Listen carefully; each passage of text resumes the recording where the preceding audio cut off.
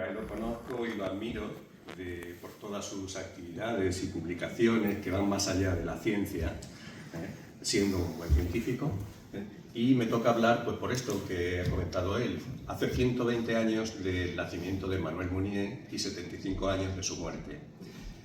Emmanuel Mounier no es muy conocido en España, yo diría que es un gran desconocido, por una razón, porque la revista Esprit fue muy crítica con él.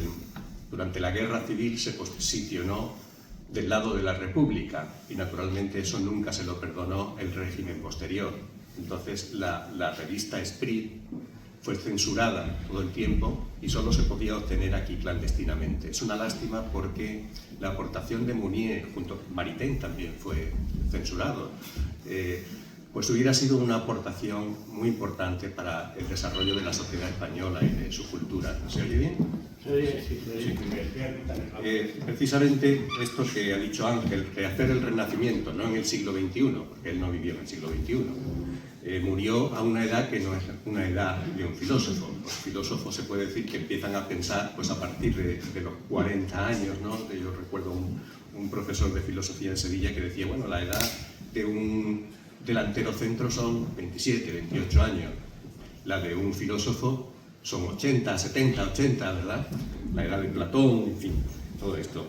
Pues bien, este título, Rehacer el Renacimiento, es el título de un artículo que, digamos, inaugura la revista Esprit en octubre de 1932 y que es todo un programa de acción, un programa de crítica social por un lado y un programa también de civilización alternativa a la que en aquel momento existía.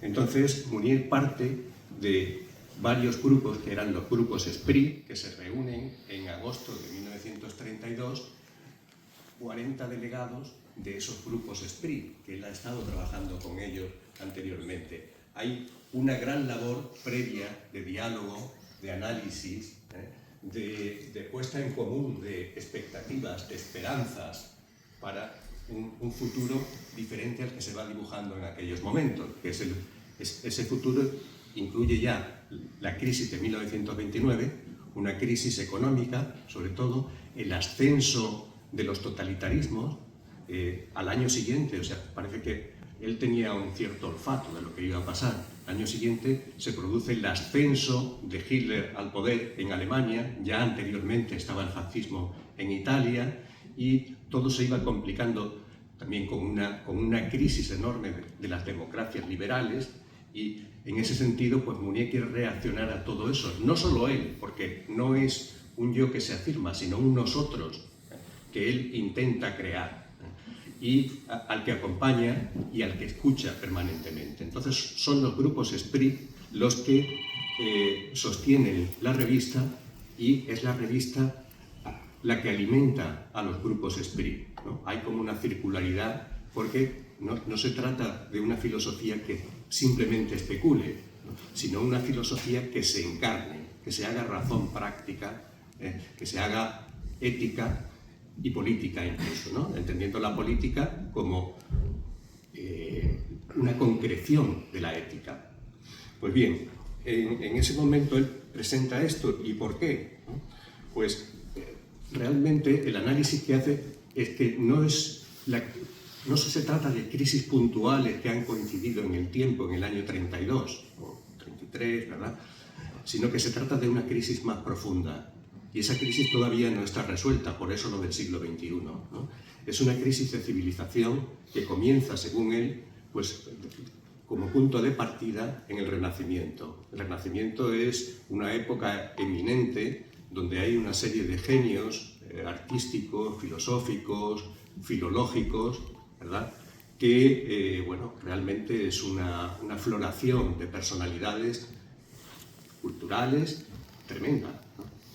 Pero a partir de ahí pues se produce una evolución que es muy diferente al idealismo de aquellos genios del momento, y ahí pues se da una escisión entre materialismo y espiritualismo, una escisión entre lo económico y lo social, y entre, pongamos también, letras y ciencias, Es decir, la cultura se fragmenta, se rompe y empieza el mundo de la especialización, que unos viven de espaldas a otros. Se va produciendo una crisis de la cultura integral, que lo compone, lo coordina todo.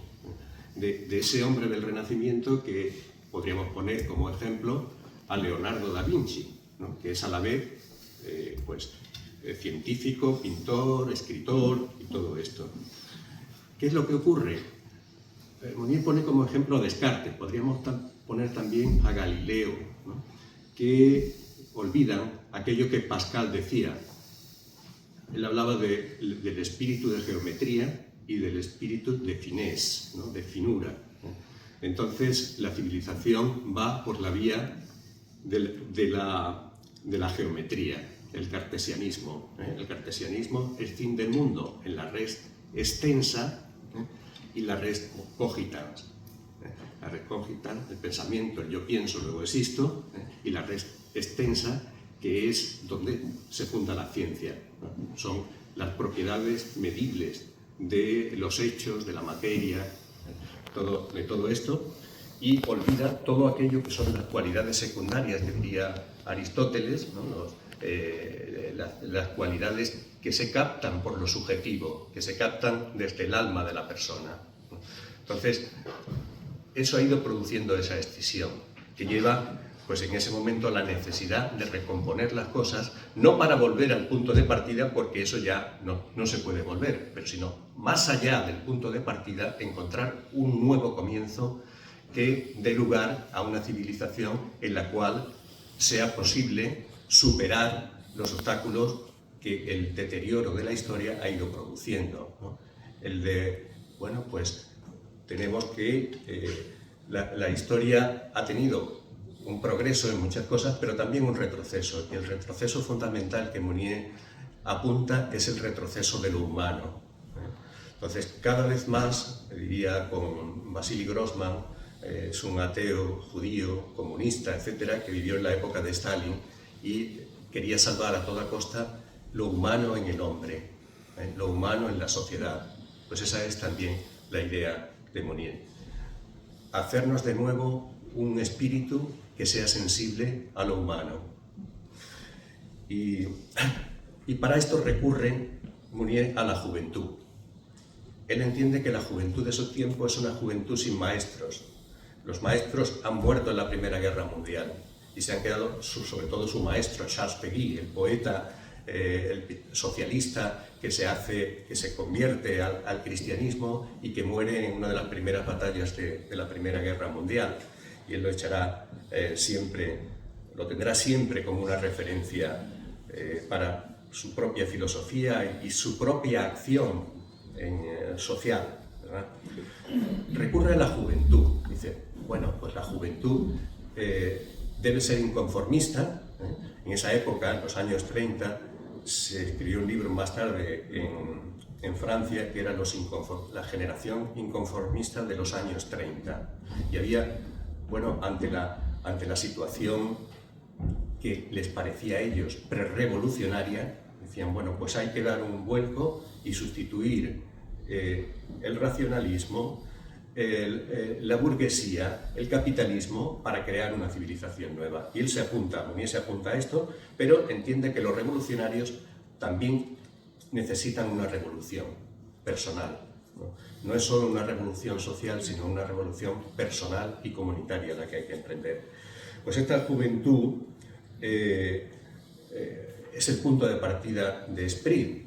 Lo que pasa es que diríamos, ¿estamos en condiciones hoy, en el siglo XXI, de tener una juventud revolucionaria? Yo aquí matizo, rebelde es importante, ¿no? Pero revolucionario es todavía más, porque la rebeldía puede ser una impronta que surge en un momento instantáneo, pero la revolución necesita una permanencia en el tiempo, ¿eh? No es una cosa puntual, sino que es una cosa lineal. Y bueno, pues este grupo de jóvenes pues emprende esta idea. ¿Qué hacemos nosotros hoy? ¿Dónde está la juventud? No diré como Miguel Hernández, ¿dónde está la juventud? En el ataúd, que era la época de la guerra, ¿no? Creo que no. Creo que hoy la juventud pues a lo mejor está en lugares de ocio, en lugares bueno, donde se pasa el tiempo, pero no se prevé el tiempo que viene, no piensa en el futuro. Ante esto, yo creo que todos podemos ser jóvenes. La juventud no es una etapa cronológica de la vida, sino una etapa de la vida que se puede mantener hasta la muerte, ¿no? Conocemos a jóvenes que parecen tener 80 años y yo por lo menos conozco a viejos que parecen tener 20 años. La clave está en la ilusión, ¿no? La clave está en la intensidad de la vida, aun cuando se sabe que se pierde fuerza con la edad, ¿no? Pero si se mantiene el espíritu de ilusión y de lucha, eso es juventud. Ojalá que todos, no sé aquí la edad media del personal, pero creo que está por encima de los 50, ¿no? Entonces eso nos debe dar una esperanza. Mantener esta ilusión. Bien, la idea que esa juventud en aquel tiempo pone en práctica es la de un ajuste de cuentas con la crisis. No solo con la crisis económica que necesita ser superada, sino también con la crisis general, esa crisis que Mounier concibe como de civilización y que se ve que es una crisis de sistema, ¿no? Un sociólogo alemán decía que, ya hace unos años, ¿no?, que el sistema actual, el que surge después de la Segunda Guerra Mundial, es un sistema de crisis, que produce continuamente crisis, y lo que se hace por parte de la política y de la economía es una gestión de la crisis permanente que ha surgido desde la Segunda Guerra Mundial. O sea, ya sabemos que el sistema es crítico, ¿no? Tiene crisis. Y eso Mounier mucho antes lo había visto, ¿no? O sea, es como esas muñecas rusas, las matrioscas, ¿no?, que la abres y aparece otra muñeca, ¿no? La abres y aparece otra muñeca. Pues son crisis dentro de una civilización que es crítica porque ha alterado los valores humanos que lo inspiran, y los valores que hoy inspiran en toda esta etapa, ¿no? Son los valores del racionalismo, los valores de la burguesía, el dinero, el materialismo, y ha olvidado lo esencial, el espíritu. Entonces, ¿qué alternativa tenemos hoy? Pues yo creo que pensar nuestra propia crisis, actualizar ese análisis que hacía Mounier y revisar el programa que él planteaba. El programa era pasar del individualismo feroz al personalismo, recuperar a la persona con sus valores esenciales y, por otro lado, transformar una sociedad que se vuelve cada vez más anónima, una sociedad donde los lazos entre las personas son cada día más débiles, donde se vive de espaldas al otro, para ir creando lazos más fuertes y más humanos. Es decir, la revolución comunitaria, donde recuperando comunidades, esas comunidades deberían ser las que reformen completamente la sociedad, porque no se puede pensar en una sociedad sin comunidades. El vínculo comunitario, el sentido de la comunidad nos falta, y hay una diferencia importante entre sociedad y comunidad. Hay un libro sobre esto, alemán, no recuerdo ahora el nombre del autor, es precisamente esto, ¿no? Comunidad y sociedad, y plantea unas diferencias entre lo que es una comunidad y una sociedad. Entonces, Mounier hace una profundización de esto. La sociedad es algo que se mueve por intereses, ¿no? Son lazos muchas veces que se crean efímeros, y se deshacen y se vuelven a hacer otros, ¿no?, intereses. En cambio, la comunidad se basa en el don. No hay comunidad si no hay don, si no hay donación. Y por tanto, para que haya don, tiene que haber personas que se den, que se entreguen. No a cambio de nada, sino para conseguir que las personas que pertenecen a la comunidad realicen cada uno su propia vocación. Entonces dirá Mounier, igual que la unidad de la persona es la vocación, ¿no? Aquello para lo que vive, vocación, ¿no? Decía Julián Marías, es aquello que es necesario hacer para poder ser felices. Bien, pues la vocación unifica a la persona y la comunidad es unificada por el amor. Entonces la base, no podemos pedir que la sociedad en la que vivimos, anónima, esté basada en el amor, pero sí las comunidades, recuperar las comunidades basadas en el amor serían una contribución esencial a la sociedad actual.